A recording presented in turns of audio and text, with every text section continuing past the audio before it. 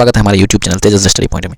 दोस्तों कुछ दिन पहले 19 जनवरी 2025 को मेधा छात्रवृत्ति का एग्ज़ाम हुआ और कुछ क्वेश्चंस सामने आए। हमारे यहाँ के बच्चों ने भी कुछ एग्ज़ाम दिए। चलिए आज एक तरफ से समझते हैं सभी क्वेश्चंस के क्या आंसर होने चाहिए और आप उससे मिलाकर अपना रैंक कटअप देख सकते हैं कि किस तरह आप एग्ज़ाम में लिख के आए हैं, क्या आपका उत्तर सही है या गलत है, और एक अनुमान लगा सकते हैं कि रिजल्ट आपका होगा या नहीं होगा। तो चलिए शुरू करते हैं दोस्तों फिजिक्स के साथ, पहला ही क्वेश्चन के साथ। तो चलिए दोस्तों शुरू करते हैं। पहला क्वेश्चन है समतल दर्पण द्वारा बनाया गया प्रतिबिंब कैसा होता है। तो हमने पहले ही पढ़ा है कि समतल दर्पण हमेशा आभासी और दर्पण के पीछे बनने वाला प्रतिबिंब होता है। समतल दर्पण में प्रतिबिंब दर्पण के पीछे और दर्पण के साइज के बराबर होता है, इसलिए पहले क्वेश्चन का आंसर ऑप्शन 2 सही है। दूसरा क्वेश्चन पर आते हैं दोस्तों, सूर्य से पृथ्वी की दूरी कितनी है। तो सूर्य से पृथ्वी की लगभग दूरी 8 मिनट 3 सेकेंड करके 8.3 सही है, इसका ऑप्शन 4 सही होगा। फिर तीसरे क्वेश्चन पर आते हैं, निम्नलिखित में से कौन सा बल और परिवार के सदस्यों को बांधे रखता है। यहाँ पर सही क्वेश्चन नहीं है, थोड़ा सा इसमें मिसप्रिंट हुआ है। निम्नलिखित में से कौन सा बल सौर परिवार के सदस्यों को बांधे हुए रखता है। तो वो बल है गुरुत्वाकर्षण बल। गुरुत्वाकर्षण के बल के कारण ही जितने भी ग्रह हैं वो सभी एक फिक्स पाथ में घूमते हैं, सूर्य के चारों ओर चक्कर लगाते हैं। चौथा क्वेश्चन है, टेस्टर नामक युक्ति आधारित हो सकती है विद्युत धारा के। टेस्टर जो हम लोग घर में यूज करते हैं, यहाँ पे उसी टेस्टर का बात हो रहा है। तो टेस्टर जो है वो एक उपकरण है, युक्ति है, जिससे विद्युत का उष्मीय या चुंबकीय प्रभाव को नापा जाता है। तो इसका ऑप्शन 3 सही हो रहा है। पांचवा क्वेश्चन है, विद्युत धारा के किस प्रभाव का प्रयोग विद्युत लेपन में होता है। तो विद्युत धारा के रासायनिक प्रभाव पर विद्युत लेपन में होता है। छठा क्वेश्चन है, तरल घर्षण निम्नलिखित में से किस पर निर्भर करता है। तो जो तरल होता है मतलब लिक्विड या घर्षण, तरल की सघनता, वस्तु की आकृति, वस्तु के चाल और इन तीनों पर निर्भर करता है, इसलिए छठे क्वेश्चन का आंसर सही आंसर ऑप्शन 4 है। खगोलीय दूरदर्शक के निर्माण के बाद किस ग्रह की खोज सबसे पहले की गई थी। तो बताते चले कि जब दूरबीन का खगोलीय दूरदर्शक का आविष्कार हुआ था तो सबसे पहले देखा जाने वाला ग्रह जो था वो यूरेनस था। तो इस तरह क्वेश्चन नंबर 7 का सही ऑप्शन 2 है, यूरेनस होगा। चलिए क्वेश्चन नंबर 12 का बात करें तो निम्न में से कौन तत्व उपधातु है। तो हमें पता है कि सिलिकॉन एक उपधातु है। निम्न में से कौन सा CNG का प्रमुख अवयव है। तो मीथेन गैस जो होता है वो CNG का प्रमुख अवयव होता है। आते हैं 14 के क्वेश्चन में है, निम्न में से किसे ब्लैक गोल्ड के नाम जाता है। ब्लैक गोल्ड किसको कहा जाता है।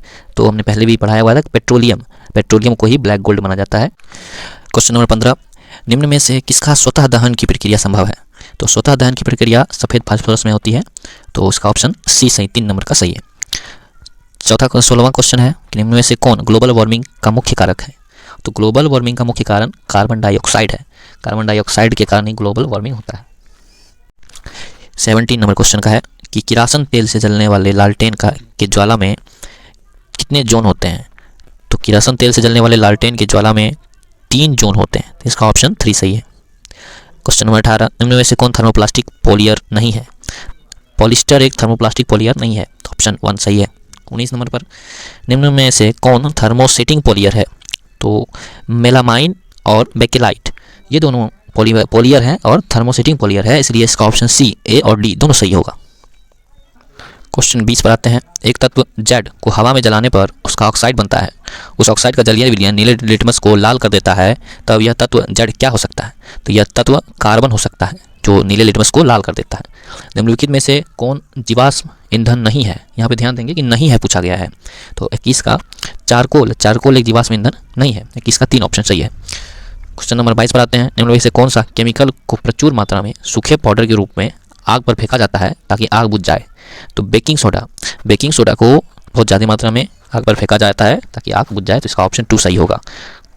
बात करें क्वेश्चन नंबर 23 का, तो निम्नलिखित में से कौन प्राकृतिक रेशों का समूह है। इसका ऑप्शन 2 सही है, सूत, रेशम और ऊन यह एक प्राकृतिक रेशों का समूह है। क्वेश्चन 25 पर आते हैं, मलेरिया रोग के लिए कौन सूक्ष्म जीव जिम्मेदार है। तो मलेरिया के लिए जिम्मेदार जीव है उसको प्रोटोजोआ कहा जाता है। प्रोटोजोआ सही आंसर है, आंसर C। जेली को लंबी अवधि तक रखने के लिए कौन सा रासायनिक खाद्य परिरक्षक का उपयोग किया जाता है।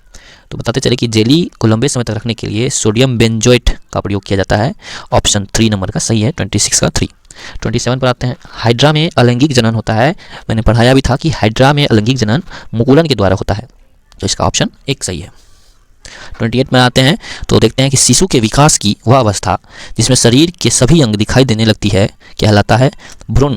जो शिशु का विकास गर्भ में होता है और सभी अंग दिखाई देने लगता है उसको भ्रूण कहते हैं। तो इसका आंसर 3 सही होगा। 29 नंबर का आते हैं कि किशोरावस्था का प्रारंभ होने की उम्र क्या है। तो किशोरावस्था प्रारंभ होने की सही उम्र, हालांकि इसमें बहुत कन्फ्यूजन रहता है, फिर भी इसका सही उम्र 11 से 12 वर्ष। कहीं कहीं आपको ऑप्शन 2 12 से 13 वर्ष भी मिलता है, लेकिन सही ऑप्शन इसका 1 है, 11 से 12 वर्ष है। फिर 30 नंबर पर आते हैं, निम्नलिखित में से किसको नकली रेशम कहा जाता है। तो इसका ऑप्शन 2 सही है, रेयॉन। रेयॉन को नकली रेशम भी कहा जाता है। क्वेश्चन 32 नंबर को देखते हैं, निम्नलिखित में से कौन समूह नाइट्रोजन स्थिरीकरण करते हैं। तो राइजोबियम, जीवाणु, नीले हरे शैवाल और त्वरित विद्युत। ऑप्शन 4 32 का 4 सही होगा। कोशिका का कौन सा भाग अतिरिक्त एवं उत्सर्जी पदार्थ का संग्रहण करता है। इसका ऑप्शन 3 सही होगा। रिक्तिका जो है कोशिका का अतिरिक्त एवं उत्सर्जी पदार्थ का संग्रहण करता है। क्वेश्चन 34 नंबर, कुछ स्त्रियां शिशु को जन्म के देने में योग्य नहीं होती है। इसका कारण होता है कि उनके अंडवाहिनियों का अवरुद्ध हो जाना। तो इसका ऑप्शन 1 सही होगा, 34 का 1। फिर 35 पर आते हैं, मनुष्य में कौन सा गुणसूत्र का जोड़ा लिंग निर्धारण करता है। तो मनुष्य में गुणसूत्र जो होता है 23वां जोड़ा लिंग निर्धारण करता है। तो इसका ऑप्शन 4 सही होगा, 35 का 4। चलिए दोस्तों जाते हैं इतिहास के पोर्शन पे, हिस्ट्री के पोर्शन पे, जो कि मेरा फेवरेट भी है। तो समझते हैं 36 क्वेश्चन नंबर, ब्रिटिश भारत का इतिहास। ब्रिटिश भारत का इतिहास नामक पुस्तक के लेखक कौन है। मैंने पहले ही बताया हुआ है कि ब्रिटिश भारत का इतिहास जेम्स मिल ने लिखा हुआ है। जेम्स मिल द्वारा लिखित पुस्तक है ब्रिटिश भारत का इतिहास। तो 36 का 1। 37 का क्वेश्चन पर आते हैं, पानीपत का तीसरा युद्ध। पानीपत का पहला, दूसरा और तीसरा युद्ध। तो पानीपत का तीसरा युद्ध पूछा गया है, इसका है 1761 में पानीपत का तीसरा युद्ध लड़ा गया था। तो 37 का 4। 38 में है विलय नीति। विलय नीति का सिद्धांत इसके द्वारा लाया गया था। तो ध्यान देंगे कि विलय नीति का सिद्धांत लॉर्ड डलहौजी के द्वारा लाया गया था, और यही लॉर्ड डलहौजी थे जिन्होंने 1857 क्रांति में भूमिका निभाई थी। 38 का 3।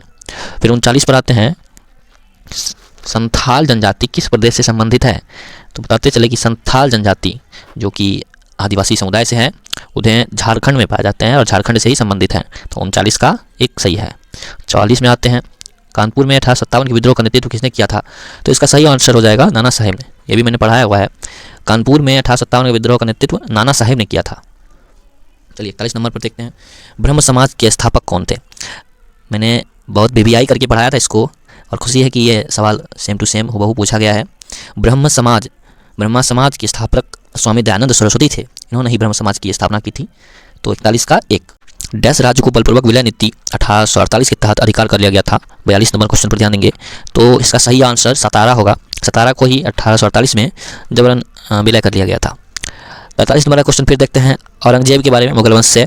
औरंगजेब की मृत्यु पूछा गया है 1707 में। औरंगजेब की मृत्यु 1707 में हुई थी। तो 43 का 4 सही हो जाएगा।